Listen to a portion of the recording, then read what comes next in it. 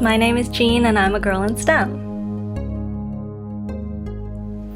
I'm currently working towards my PhD at Harvard in bioinformatics, which is this interdisciplinary subject that combines computer science, biology, and statistics, which are all STEM fields. And I happen to be the only girl in my program this year. Now, my program is quite small with only 5 people this year, so any statistician can tell you that the sample size is too small to conclude anything statistically significant.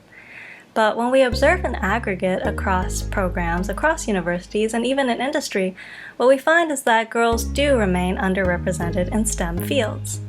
Now, the underlying cause for this lack of girls in STEM is highly complex, with many historical, social, and maybe even a few biological factors.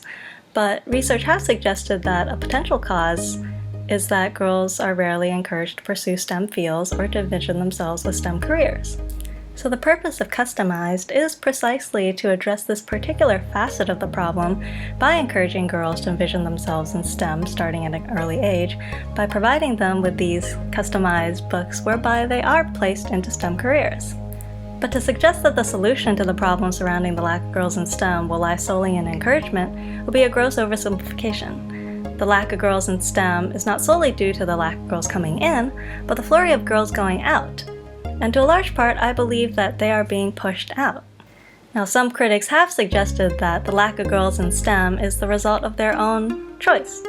And yes, it's true, girls do choose to remove themselves from an environment where they're too frequently being sexually harassed, where they're constantly having their intellect and abilities questioned and scrutinized, where inflexible parental leave policies make it nearly impossible to start a family, let alone help raise one.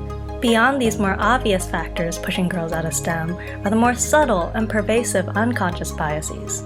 Speaking from personal experience, when I showed cuSTEMized to a colleague, he commented on how our team's male developer must be very talented, even though I'm the one who has done and continues to do a majority of the web development and programming. There was simply this underlying unconscious assumption that the boy must have done the coding.